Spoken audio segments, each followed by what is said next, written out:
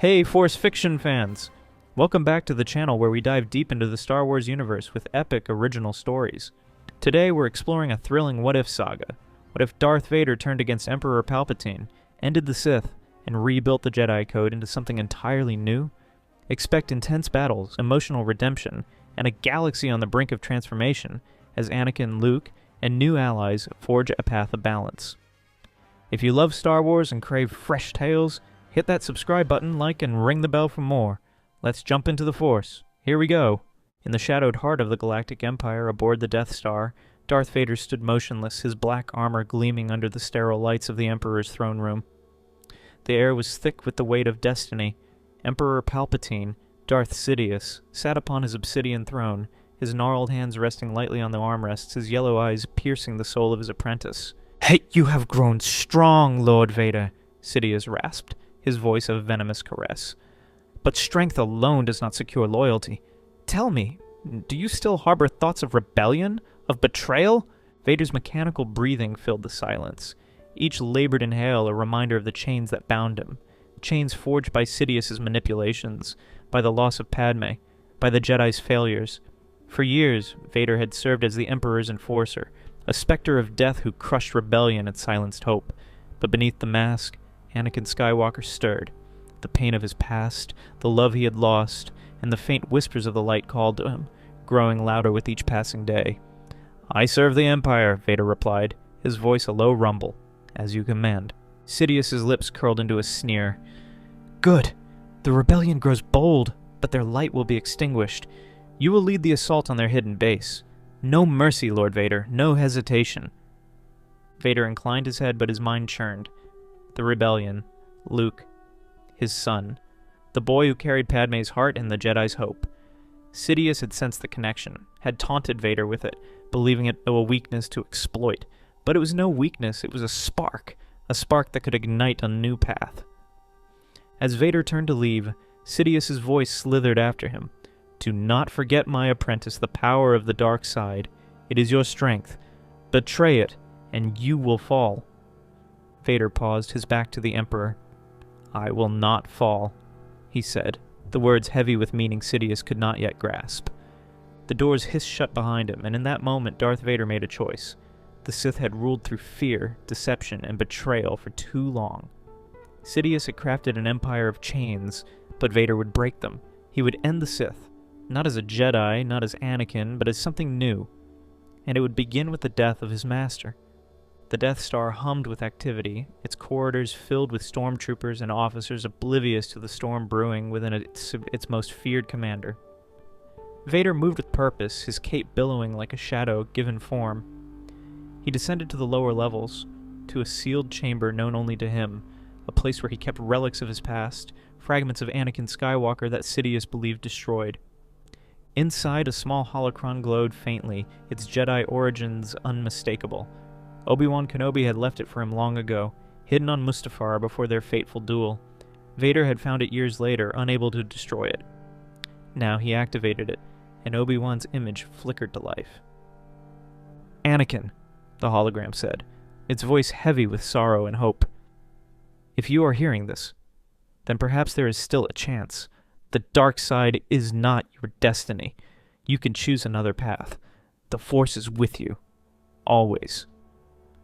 Vader's gloved hand tightened into a fist. Obi-Wan's words were a blade cutting through the lies Sidious had woven. He deactivated the holocron and turned to another relic. Padme's Japor snippet, a simple carving from their time in Tatooine. He had recovered it from her tomb, a reminder of the love that had once defined him. "I will make this right," he whispered, his voice raw beneath the mask. "For you. For Luke." The plan formed swiftly. Sidious was powerful, but his arrogance was his weakness. Vader would confront him in the throne room, where the Emperor felt most secure. The Death Star's systems would be locked down, ensuring no reinforcements could interfere. And when the deed was done, Vader would broadcast a message to the galaxy. The Emperor was dead, and a new era would begin. He summoned his most trusted officers, men like Captain Piet who served out of loyalty rather than fear, and issued cryptic orders to prepare the fleet for a new directive. Piet, ever dutiful, complied without question, though his eyes betrayed curiosity. As the hour approached, Vader felt the Force swirling around him, light and dark in a turbulent dance. He was no longer the Jedi he had been, nor the Sith he had become. He was something else, a man seeking redemption through action, not absolution. The throne room was a cathedral of darkness, its vast windows framing the stars like a tapestry of conquest. Sidious sat, as he always did, exuding malevolent confidence. Vader entered alone, his presence a storm of resolve. "You return swiftly, Lord Vader," Sidious said, his tone mocking. "Have you come to report success, or to beg forgiveness for some failure?" "I've come to end this," Vader said, his lightsaber igniting with a crimson hum. Sidious's eyes narrowed, then widened with delight. "Treachery!" he cackled, rising from his throne. "You think to challenge me? I forged you, Vader. I am the dark side." The Emperor's hands erupted with Force lightning, arcs of blue-white energy that would have incinerated a lesser foe. But Vader was no ordinary foe. He raised his saber, absorbing the lightning, his mechanical limbs straining against the onslaught. With a roar, he advanced, the Force amplifying his strength. Sidious leapt from the throne, his own lightsaber, a slender, vicious blade, springing to life. Their duel was a clash of titans, each blow shaking the chamber. Vader's strength was relentless, but Sidious's speed and cunning were unmatched. The Emperor darted and spun, his laughter echoing as he taunted Vader. "You cannot win, Anakin!" Sidious sneered, using the name like a weapon. "You are nothing without me, a broken tool discarded by the Jedi, sustained only by my will." Vader's rage flared, but he channeled it, not into the dark side's chaos, but into focus. He remembered Luke's face, the boy's belief in him, and Padme's love. He would not fail them again. With a surge of the Force, Vader disarmed Sidious, sending the Emperor's saber skittering across the floor. Sidious unleashed another torrent of lightning, but Vader pressed forward, his armor smoking, his will unbroken. He seized Sidious by the throat, lifting him like a rag doll. "This galaxy will be free of you," Vader growled. Sidious's eyes burned with hatred. "You will destroy everything you touch, Skywalker. You are no savior." Vader tightened his grip, and with a final wrenching twist, he ended it. Sidious's body went limp, the dark side's presence fading like a snuffed flame. The Emperor was dead. Vader staggered, the weight of his act crashing over him. He had killed his master, but the war was far from over. The Empire's machinery would not stop, and the rebellion would not trust him. But he had taken the first step. Vader wasted no time. He activated the Death Star's comm systems, broadcasting a message across every Imperial channel. His image, imposing and unyielding, filled holoscreens from Coruscant to the Outer Rim. "The Emperor is dead," he declared. "I, Darth Vader, have ended his tyranny. The Sith are no more. The Empire will change, or it will fall, to the rebellion. I offer no surrender, but a chance to build anew, to the galaxy. Choose your future." The message sent shockwaves through the galaxy. On rebel bases, leaders like Mon Mothma and Leia Organa debated its authenticity. Was this a trap, or a genuine shift? Luke Skywalker, training on a remote world, felt a surge in the Force. His father's presence no longer shrouded in darkness, but not fully light. "I have to go to him," Luke said to R2-D2, his faithful droid beeping in protest. "He's my father. If there's a chance to save him, I have to try." Meanwhile, the Empire fractured. Moffs and admirals, loyal to Sidious's vision, denounced Vader as a traitor. Others, like Piet, pledged loyalty, seeing in Vader a chance to stabilize a crumbling regime. The Death Star became a battleground as loyalists attempted a coup, only to be crushed by Vader's command of the Force and his loyal troops. Vader knew he could not rule through fear alone. He needed a new foundation, a new code to replace the Sith's dogma and the Jedi's rigid ideals. In the ruins of Sidious's archives, he found texts on the ancient Jedi, their origins, and their failures. He began to draft a new philosophy, not a return to the old Jedi Order, but a reformation. The reformed Jedi Code, as he envisioned it, would embrace balance. It would allow love, passion, and attachment, tempered by discipline and sacrifice. It would train warriors and healers, not detached monks. It would serve the galaxy, not dictate its fate. But first, he needed allies, and the only one he trusted was the one he had pushed away: his son. Luke's X-Wing touched down on the Death Star's hangar bay, a place that had once symbolized terror. Stormtroopers stood at attention, their blasters lowered on Vader's orders. Luke stepped out, his green lightsaber at his side, his expression wary but resolute. Vader awaited him, a towering figure against the hangar's stark walls. For a moment, neither spoke, the Force humming between them like a living bridge. "Father," Luke said, his voice steady, "I felt you. I know what you've done, but I need to know why." Vader's mask hid his emotions, but his voice carried a raw honesty Luke had never heard. "I have lived in darkness, Luke.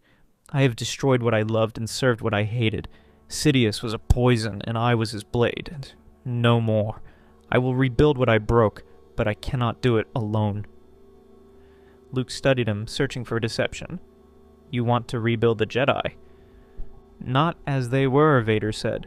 "The Jedi failed because they feared the dark, just as the Sith failed because they embraced it. I will forge a new path, one that honors the light and respects the shadow. Will you help me?" Luke hesitated. The man before him was both savior and monster, redeemer and destroyer.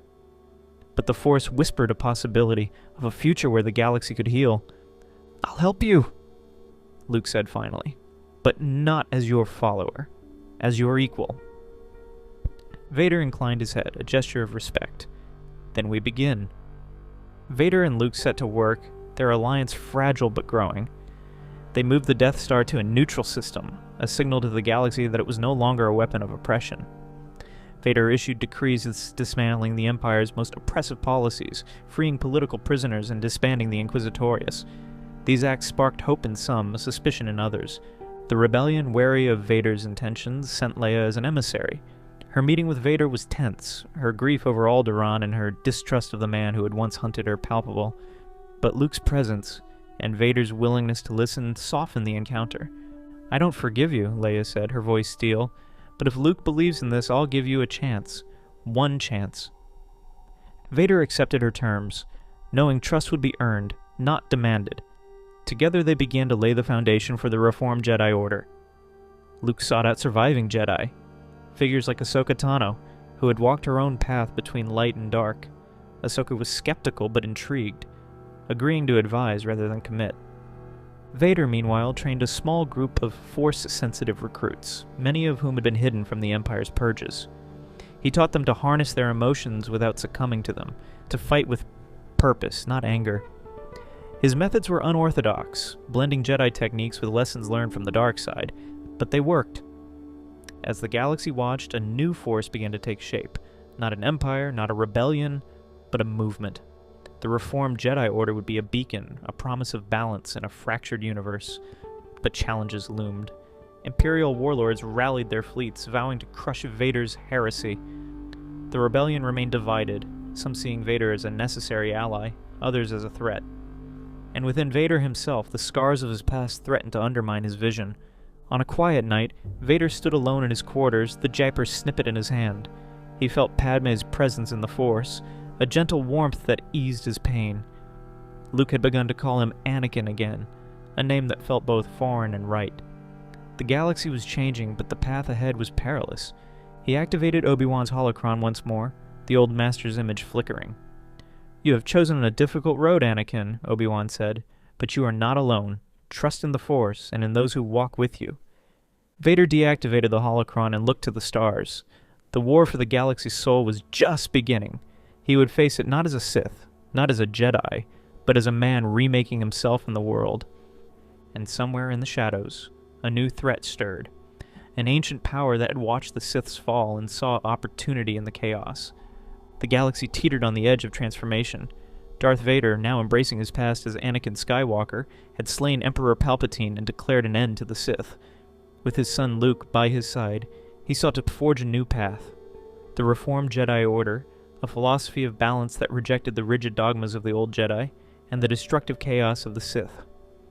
The Death Star, once a symbol of terror, now orbited a neutral system, its weapons silenced, a beacon of change.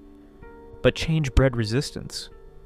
Imperial warlords, loyal to the old regime, rallied fleets to crush Vader's betrayal. The rebellion, though cautiously allied with Luke, remained wary of Anakin's intentions, their trust fragile. Leia Organa, torn between her brother's hope and her own scars, walked a tightrope as emissary.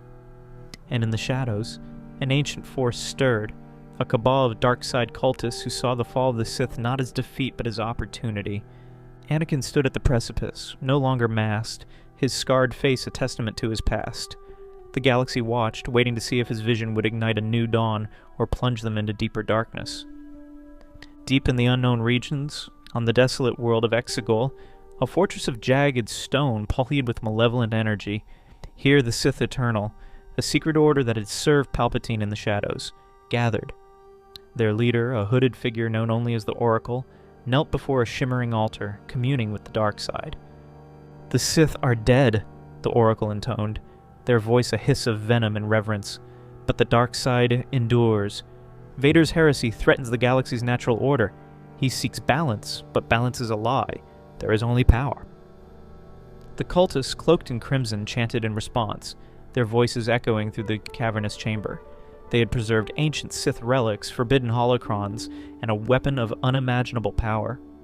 The Star Crucible, a device capable of draining the Force itself from entire systems, rendering planets lifeless and empowering its wielder. Palpatine had intended it as his ultimate failsafe.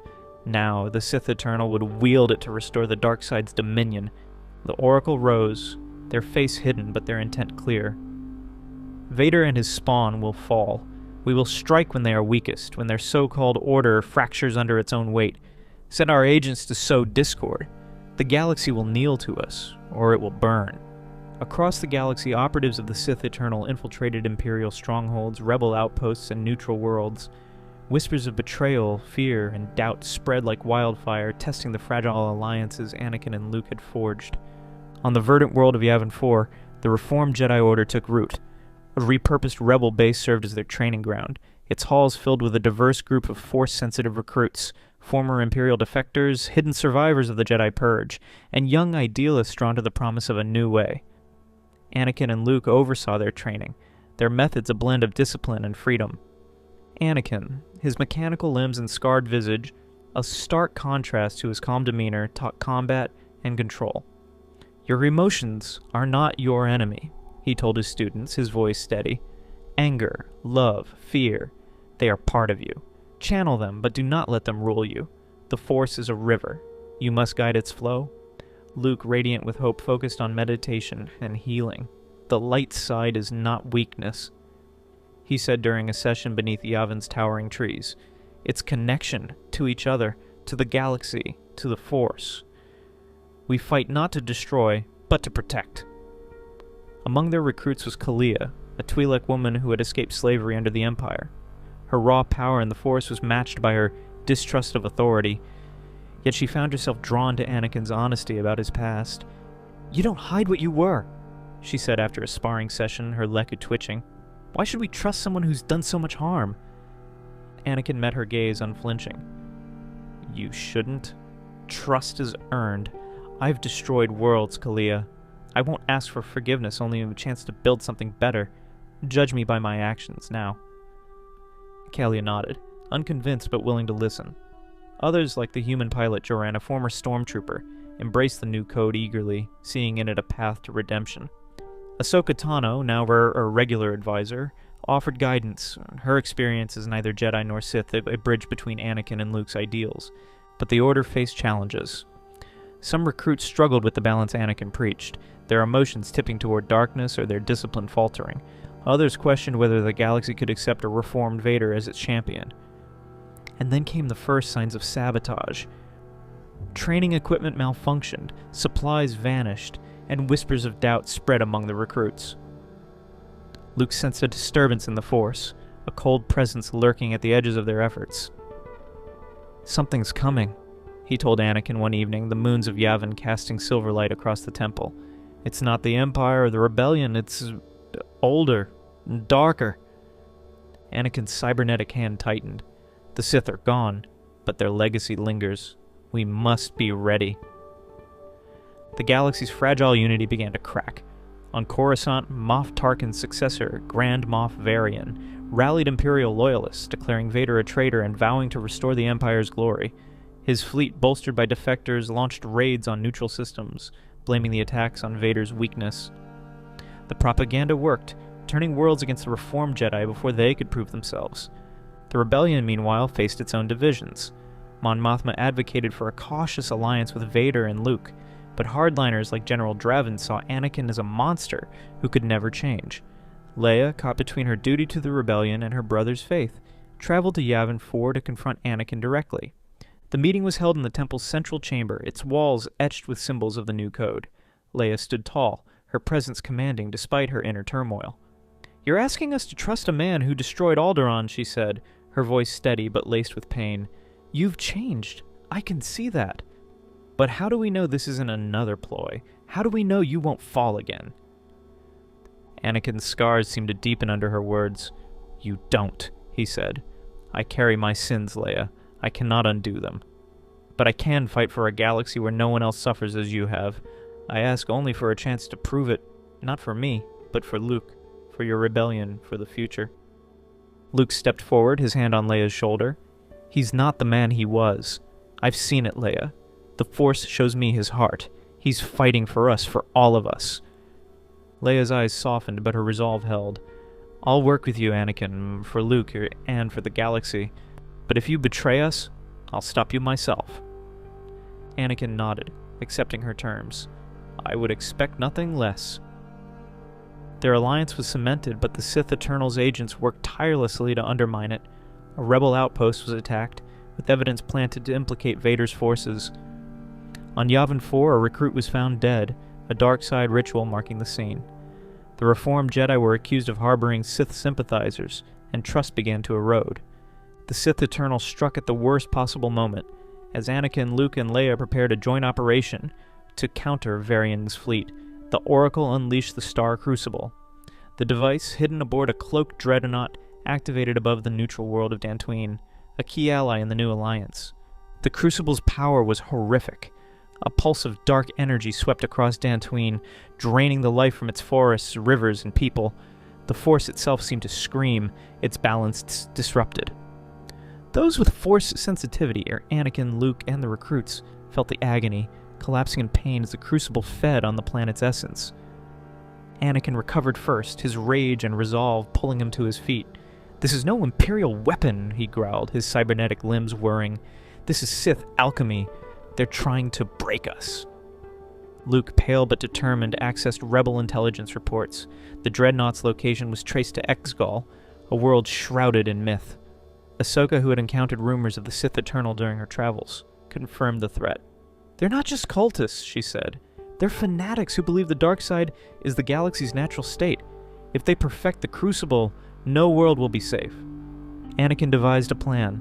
A combined force of reformed Jedi, rebel fighters, and loyal Imperial troops would assault Exegol. The Crucible had to be destroyed before it could be used again. Leia coordinated the fleet, her strategic brilliance uniting disparate factions. Luke rallied the recruits, their training now a matter of survival. Anakin prepared to lead the ground assault, knowing the Oracle awaited him. As they boarded their ships, Anakin pulled Luke aside. "If I fall," he said, his voice low, "you must carry this forward. The reformed Jedi are your legacy now, not mine." Luke shook his head. "We'll do this together, Father. I believe in you." Anakin's scarred lips twitched to the ghost of a smile. "Then let's end this."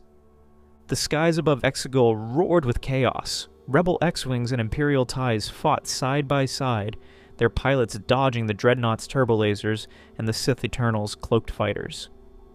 Leia, aboard the Home One, directed the fleet with precision, her voice a beacon of calm amid the storm. On the surface, Anakin led the ground assault, his blue lightsaber, a new blade, forged to symbolize his redemption, cutting through Sith Eternal warriors. Luke and the recruits fought beside him, their unity a stark contrast to the cultists' frenzied zeal. Kalia's force abilities shone, her telekinesis hurling enemies aside, while Joran's marksmanship covered their flank.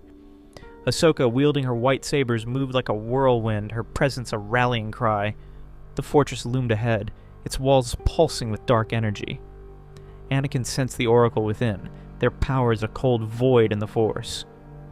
"Stay close," he told Luke. "This ends with them." Inside, the chamber was a nightmare of Sith relics and arcane machinery. The star crucible, a towering spire of black crystal, thrummed with stolen life. The Oracle stood before it, their hood falling to reveal a face both ancient and ageless, twisted by centuries of dark side devotion. "Skywalker," the Oracle spat. "You think you can defy the dark? You are its child, its heir. Join us, or die." Anakin's saber ignited. "I am no one's heir. The dark side ends here." The duel was cataclysmic. The Oracle wielded a staff infused with Sith sorcery, its strikes laced with Force lightning and illusions.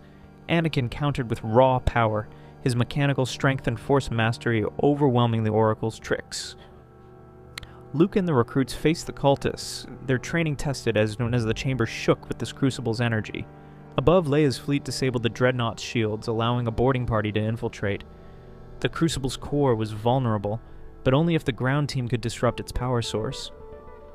Kalia, guided by the Force, located a control panel and began sabotaging it, her hands steady despite the chaos. Anakin drove the Oracle back, his saber a blur. "Your time is over," he said, disarming them with a final blow. The Oracle laughed, blood trickling from their lips. "The dark side is eternal. You cannot destroy what you are."